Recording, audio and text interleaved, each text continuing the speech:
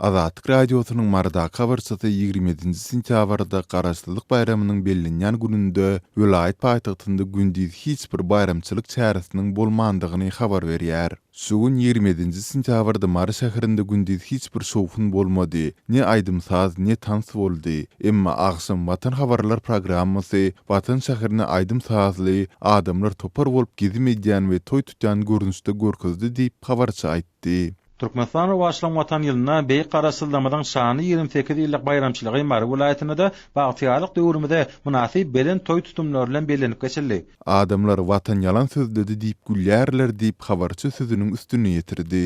Görnüşinden döwlet telewizionysynda Türkmenistanda adatça edilşi ýaly öňünden düşürilen videolary görkezdiler. Habarçynyň tasdiklamagyna görä ýurdun baş baýramçylygynyň bellenýän gününde Maryda şäherinde gezime çykan adam kän öňki ýyllardaky garandy juda az boldy.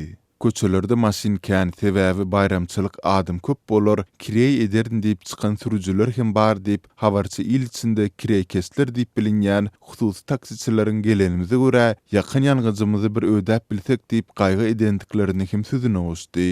Emma muňa garamazdan şäherde aýlanyp ýören polisiýa işgärleri kän olar bilen bile aýlanýan ýargyn söndürüjüler hem görse bolýar. Polisiýa işgärleri gün ýaşandan soň gaz 69 kysymly ýürüýti maşinlarda aýlanyp 2-2 üýüşip barýan adamlary görseler, olary raýatça arkaly öýe gaýdyň aýlanyp ýörmäň diýip ýoldan gidip barşlaryna aýdyp geçdiler diýip habarçy aýtdy. Onun sözlerine göre agşam kafeleriň agzynda hem polisiýa işgärleri köp boldy. Olaryň gaz 69 maşinleri bolsa goloýda durdy. Egerde kafelerden ýagdaýyny oňaryp çykan adamlary görseler, polisiýa işgärleri olary bir sellem synlap, göwünlerine yaramadyk adamlary maşyna basyp näwelli tarapa alyp gidýärdi. Käbiri biz serhoş däl öýe barýas, taksi tutjak bolup durus diýse de dinlemediler. Ýörüň ekspertiza gideliň şol ýerde bileris diýip gaz 69 maşinasy dönekledip mündürlen adamlary hem gördüm. Kafenin agzynda ýygnalan şäherleleriň içinde tanış oglanlar hem bardy. Şugun olaryň bir näçesi bilen habarlaşdym. Olary jerime ýazyp ertire çelini saklapdyrlar diýip habarçy aýtdy.